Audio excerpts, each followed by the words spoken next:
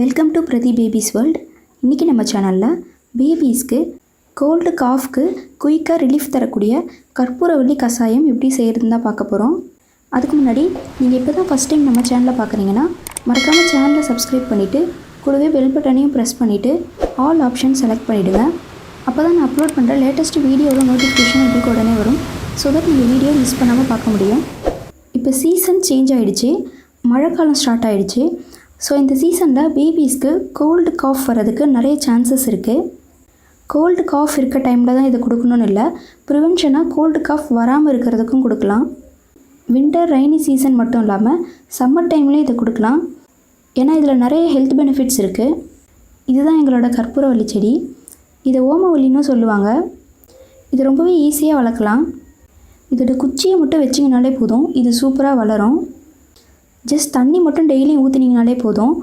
இதிலேருந்து ஒரு 4 இலையை மட்டும் பறிச்சுக்கிறேன். குழந்தைங்க இருக்க வீட்டில் கண்டிப்பாக இந்த செடியை வளங்க, இது ரொம்பவே யூஸ்ஃபுல்லாக இருக்கும். இந்த இலையை பெரியவங்க ஜஸ்ட் வாஷ் பண்ணிவிட்டு அப்படியே மென்று சாப்பிடலாம். இந்த கற்பூரவள்ளி இலை இம்யூனிட்டி பவரை இன்க்ரீஸ் பண்ணும். இதில் விட்டமின் கே அதிகமாக இருக்குது. இது இதய ஆரோக்கியத்துக்கும் எலும்பு வளர்ச்சிக்கும் உதவும். 1 கிராம் கற்பூரவள்ளியில் ஆப்பிளை விட 42 மடங்கு அதிக அளவில் ஆன்டி ஆக்சிடென்ட்களான vitamin A and vitamin C இருக்குது. இது ஸ்கின் ப்ராப்ளம் வராமலும் தடுக்கும். ஃபஸ்ட்டு இந்த இலையை க்ளீன் வாட்டரில் ஒரு 2 to 3 டைம்ஸ் நல்லா வாஷ் பண்ணிக்கோங்க. இலையில் இருக்க தண்ணியை ஃபில்ட்ரு பண்ணிவிட்டு விளக்கில் டைரெக்டாக காமிச்சு ஹீட் பண்ணிக்கோங்க. திருப்பி இந்த மாதிரி ஹீட் பண்ணணும். இதுக்கு பதிலாக நீங்கள் பேனில் போட்டு கூட ஹீட் பண்ணிக்கலாம், அது உங்களோட விருப்பம்தான். மேலேயும் கீழேயும் இருக்க இலை நல்லா கொஞ்சம் வதங்கியிருக்கு. நடுவில் இருக்க மீதி 2 இலையையும் மேலே வச்சு ஹீட் பண்ணிக்கோங்க. இதில் potassium, protein, calcium, iron, vitamin A, B6 இருக்குது. சளி இருமலுக்கு இது ஒரு பெஸ்ட்டு ஹோம் ரெமடினே சொல்லலாம். நல்லா இந்தளவுக்கு வதங்கினதுக்கப்புறம் இதை இந்த மாதிரி உள்ளங்கையில் வச்சு மடிச்சுட்டு நல்லா பிழிஞ்சிங்கனாலே கற்பூரவள்ளியோட சாறு சூப்பராக வரும். சாறு பிழியறதுக்கு முன்னாடி கையை நல்லா வாஷ் பண்ணிவிடுங்க. இந்த கற்பூரவள்ளி சாரை டெய்லியும் மார்னிங் எம்டி ஸ்டொமக்கில் உங்கள் குழந்தைக்கு 1 ஸ்பூன் கொடுத்துட்டு வந்தீங்கனாலே போதும், அவங்களுக்கு சளி இருமல் பிரச்சனையே வராது. 6 மந்த் கம்ப்ளீட் ஆன எல்லா பேபிஸ்க்கும் இதை கொடுக்கலாம். பிலோ 6 மந்த் பேபிக்கு கோல்டு காஃப்க்கு என்ன ஹோம் ரெமடி யூஸ் பண்ணணும்னு நான் ஆல்ரெடி டீட்டெயிலாக ஒரு வீடியோ அப்லோட் பண்ணியிருக்கேன்.